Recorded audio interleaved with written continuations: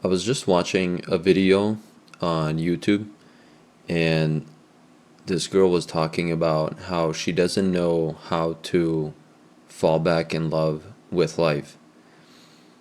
And I'm not too sure why people struggle with this, and there's only really one answer that exists for this.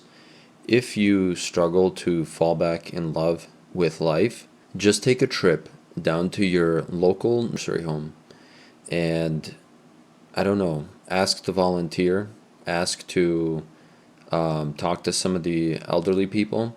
Or, you don't even have to talk to them. Just ask if you can observe like the whole facility for just one day, just so you can see all of the elderly people that simply can't do almost anything. I think it's been like two months now. My grandpa had some issues, and he ended up in the hospital. He had to have his, I think it's gallbladder removed. He had an infection, and then he was on like antibiotics. He had to be transferred to a nursing home for, I think it was like 10 days. So we were kind of like taking shifts and going to visit him and being with him and whatnot. The room that he was in, he was sharing it with another guy that was in there, and that guy was just like on the bed. I think he was brain dead. He couldn't do anything. He was just alive. And my grandpa was sharing the room with him. The only thing that separated them was a small curtain. Seeing something like that will really put this perspective back that you need. Seeing something like that is not easy. Seeing something like that really, like, I don't know, it just does something to you. Um, you get to that point where you realize that life is short, and the reason that I say that you only need to see what is happening there in order for you to fall back in love with life is that you need to just see that those people that are there simply can't do anything anymore. They can't like get up as freely as you and then just go do whatever it is that they want to do. And I think that the people that are talking about it are in this like state where obviously, they have the capacity to record this video, they have the capacity to do things with their life. They live most likely in a good society, but yet they're somehow missing that like spark. The reality is right there in that nursing home. We're all going to end up there. We're all going to end up in the same spot. We're all going to die. Like, you have your whole life ahead of you. You can do whatever it is that you want. Like, you're able to take your thoughts and like put them together and talk about how you're struggling to fall in love with life.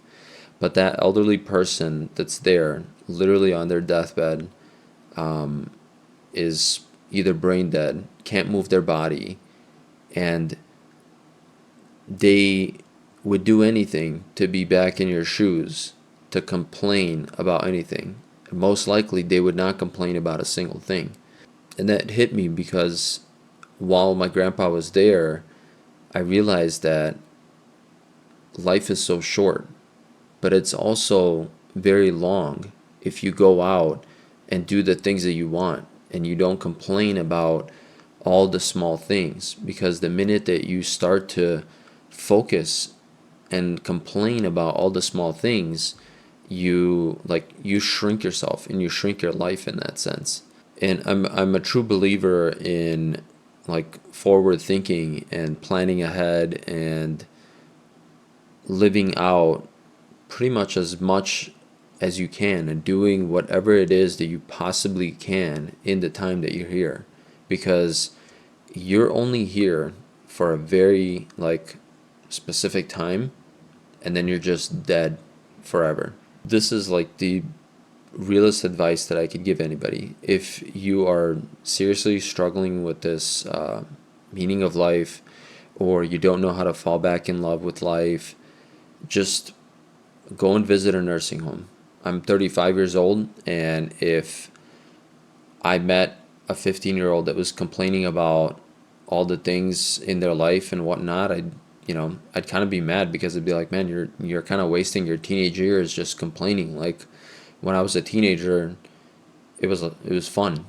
You went outside, you did stuff, you hung out with friends, you just did like random things. You're a teenager, you're invincible, and obviously it's not all roses and daisies, but the thing is, like, you have to be able to realize what season of life you're in and how to go out and enjoy that season, no matter what it is. I mean, you could be in a crisis where you're struggling to find that meaning, but that is just your season. It doesn't mean that life is over. It doesn't mean that everything is, doom and gloom. It doesn't mean that. It just means you're in a specific season in your life and you happen to be struggling with something.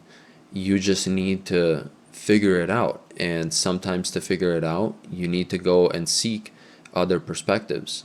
And sometimes, most likely, more often than not, it's the perspective of someone who's older, someone who knows, someone who's wiser, and someone that can offer good advice based on what you tell them. I've been to 3 funerals now, and that certainly did change me.